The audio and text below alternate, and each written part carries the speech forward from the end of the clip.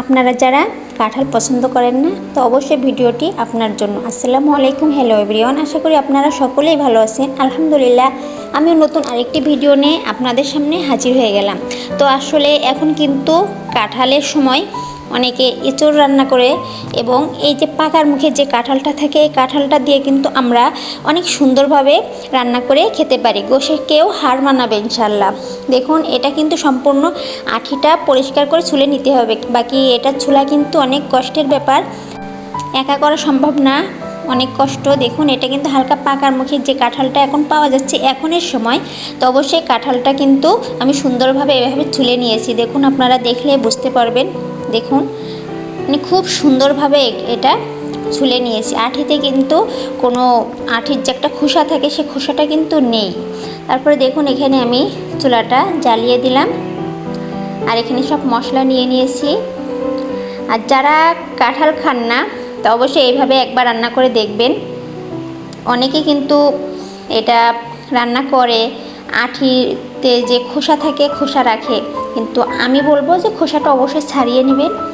দেখবেন যে এই জিনিস যত বেশি কষ্ট করা হয় সেই জিনিস কিন্তু খেতেও ততটা বেশি সুস্বাদু এবং দ্রুত শেষও হয়ে যায়। তারপরে দেখুন, এখানে কিন্তু আমি প্যানে তেল দিয়ে দিচ্ছি। আর যারা ভিডিওটি দেখা শুরু করেছেন অবশ্যই একটি লাইক দিচ্ছেন আশা করছি, আর যারা দেননি অবশ্যই একটি লাইক দিবেন। আর নিত্য নতুন রেসিপি ঘোরাঘুরির ভিডিও দেখতে চাইলে অবশ্যই সাবস্ক্রাইব করে চ্যানেলের সাথে থাকতে পারেন। দেখুন, এখন কিন্তু আমি পেঁয়াজটা দিয়ে দিয়েছি।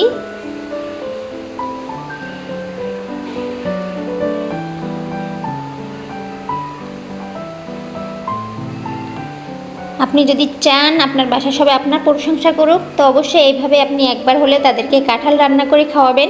তারা আপনাকে প্রশংসা করতে বাধ্য হবে। এবছর খেলে সামনের বছরও আপনার কথা তার মনেই পড়বে যে অমুক ভাবির কাছ থেকে, অমুক আপুর কাছ থেকে আমি এই কাঁঠাল রান্নাটা খেয়েছি। আবার আপনার কথাই তার মনে পড়বে, আপনার আবার রান্না করে তাকে খাওয়াইতে হবে। তারপরে দেখুন, এখানে কিন্তু আমি সব রকম মশলা রেডি করে রেখেছিলাম। আমি সব মশলাগুলো দিয়ে দিলাম। এবার সুন্দরভাবে কষিয়ে নেব। আমি আদা রসুনও দিয়ে দিয়েছি। আর এক কথায় এইটা রান্না করার জন্য গোশের যে মশলা থাকে ওই মশলা দিবেন।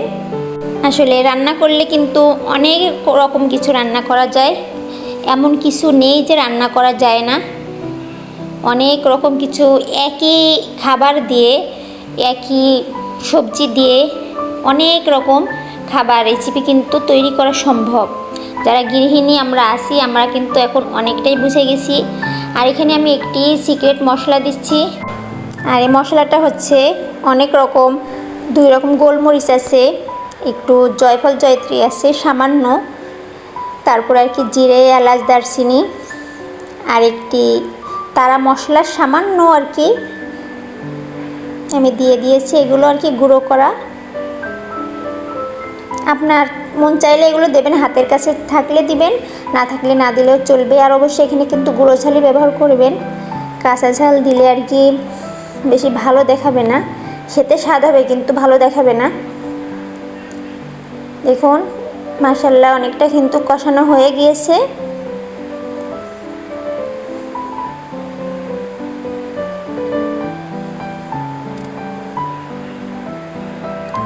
তারপর আমি এখানে সামান্য পানি দিয়ে দিচ্ছি। পানি দিয়ে সুন্দরভাবে একটু কষাই নেব। আর যে কোনো রান্নায় কিন্তু আপনি যদি সুন্দরভাবে মশলাটা কষিয়ে নিতে পারেন তাহলে কিন্তু রান্নাটা একদম পারফেক্ট হয়। তারপরে আমি এর ভিতরে আমি কাঁঠালটা ধুয়ে রেডি করে রেখেছি। দেখুন, এটা কিন্তু মোটামুটি হয়ে গিয়েছে। আর আসলে আমরা যারা গৃহিণী আছি আমরা কিন্তু রান্না করতে করতে আমরা কিছু আমল করতে পারি। আমাদের কিন্তু আসলে সাংসারিক জীবনে অনেক রকম আমল কিন্তু আমরা করতে পারি না, ছোটোখাটো আমল মোটেও করা হয় না। দেখুন, এখানে কিন্তু কাঁঠালগুলো আমি সুন্দরভাবে দিয়ে দিলাম। তো আমরা কিন্তু কিছু আমল যদি করি তাহলে কিন্তু আমাদের আমলও হয়ে গেল, এবং দেখবেন কাজের বরকত হয়, মানে সমস্ত কাজ কেমন জানি দ্রুত হয়ে যায়। তো আপনি জিকির করলেন সুবহানাল্লাহ, আলহামদুলিল্লাহ, আস্তাগফিরুল্লাহ, দুরূদ শরীফ পড়লেন, তাহলে কিন্তু আমাদের আমলও হয়ে গেল। আসলে আমাদের কিন্তু উচিত সবসময় জিহ্বাকে ভিজিয়ে রাখা, আমাদের অন্তরটা সবসময় জিকিরে জারি রাখা। আমরা তো অনেক সময় বাচ্চাদের জন্য আমল ঠিক মতো করতে পারি না, আমরা যারা মা হয়েছি তা আমরা কিন্তু এই কাজটা করতে পারি। দেখবেন সমস্ত কাজ কেমন জানি আল্লাহর রহমত দিয়ে, আল্লাহর গায়েবে হাত দিয়ে আর কি কেমন জানি সব দ্রুত করে দেয়। আমার কাছে এটাই মনে হয়, আপনারা অবশ্যই করবেন। আল্লাহর রহমত যদি আমরা চাই তাহলে আমরা রান্নার কাজে কিন্তু আমরা সুন্দরভাবে জিকির আজগারগুলো করতে পারি। আমি তারপরে দেখুন নাড়াচাড়া করে আমি ঢাকনাটা দিয়ে দিলাম, আর এখানে 2000 পাওয়ারে রয়েছে। দেখুন আমি কিছুক্ষণ পরে ফিরে আসছি আবার। দেখুন এটার অবস্থাটা, আমি কিন্তু কোনো পানি দেইনি, মশলাটা কষানোর পরে আমি কাঁঠাল দিয়ে ঢেকে দিয়েছি। এটা সুন্দরভাবে আমি কষিয়ে নেব, এটাও তারপরে পানি দিব। তো আশা করি যারা এখনও ভিডিওটি দেখছেন লাইক দেননি, অবশ্যই একটি লাইক দিবেন। আর যারা চ্যানেলের সাথে নেই অবশ্যই যদি ভালো লাগে তাহলে সাথে থাকতে পারেন। আর যারা আছেন তাদেরকে অসংখ্য ধন্যবাদ। আমি আবারও ঢেকে দিচ্ছি, কিছুক্ষণ নাড়াচাড়ার পর আবারও ফিরে আসছি কিছুক্ষণ পর। দেখুন আমি আরেকবার নাড়ার জন্য চলে আসলাম।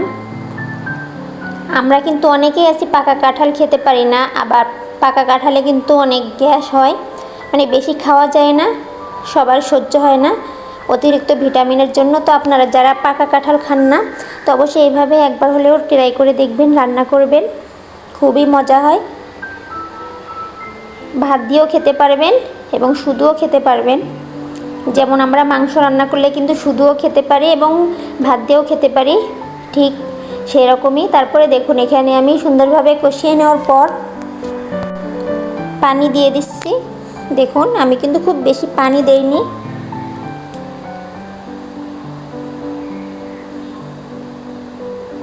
দেখুন মাশাআল্লাহ কালারটা কিন্তু অসাধারণ হয়েছে।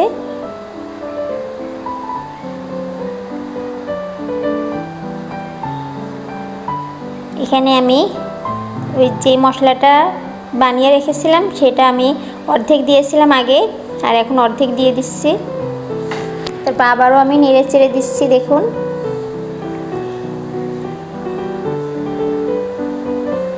তারপরে আমি আবারও একটু পানি দিয়ে দিচ্ছি, যেহেতু ঝোল রাখতে হবে। ঠান্ডা হওয়ার পরে কিন্তু এটা আরও ঝোলটা আর কি কমে আসবে, সেই হিসেবে একবারে পানি দিতে হবে। এখন যেহেতু সুন্দরভাবে আমি কষিয়ে নিয়েছি,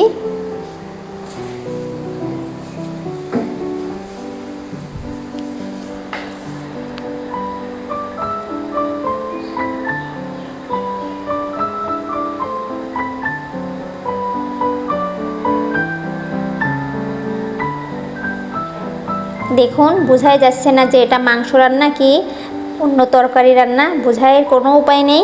দেখুন এখন কিন্তু সুন্দরভাবে বলক উঠে গেছে। দেখুন এটা কিন্তু প্রায় শেষের মুখে চলে আসছে, আমি নামিয়ে নিব ইনশাল্লাহ। এখনই সুন্দরভাবে সিদ্ধ হয়ে গেছে।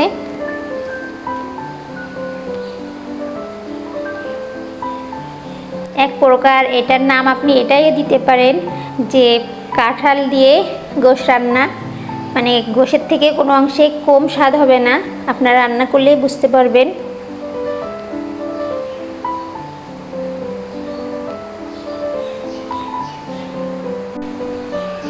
দেখুন আমি এখনই চুলার জালটা বন্ধ করে দিব।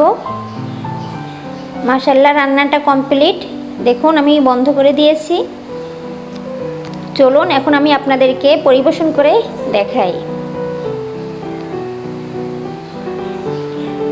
গোশের থেকে কোনো অংশে কিন্তু খারাপ দেখাচ্ছে না। দেখুন আমি এটা সুন্দরভাবে এখানে নামিয়ে নিলাম, তারপর একটি পাত্র নিয়ে নিলাম। দেখুন আর কারা কারা আপনারা এইভাবে রান্না করে খান অবশ্যই কমেন্ট করে জানাবেন। আর যারা খাননি কখনো তারা অবশ্যই একবার হলে এইভাবে ট্রাই করে দেখবেন। যারা এখনও কষ্ট করে ভিডিওটি সম্পূর্ণ দেখেছেন তাদেরকে অসংখ্য ধন্যবাদ জানাই। যারা দেখেননি তাদেরকে বলবো ফুল ওয়াচ করবেন অবশ্যই।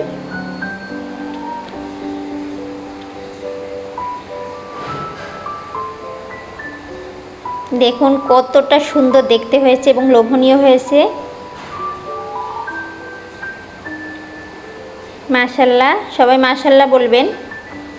আর এখানে কিন্তু আমি যতটুকু ঝোল রাখছিলাম দেখুন ঠান্ডা হওয়ার পরে কিন্তু আরও অনেকটা কমে গিয়েছে। তা আবার এটা কিন্তু খুব অতিরিক্ত ঝোলও ভালো লাগে না। তো সবাই ভালো থাকবেন, সুস্থ থাকবেন। আবারও দেখা হবে আপনাদের সাথে নতুন কোনো ভিডিও নিয়ে। আল্লাহ হাফেজ।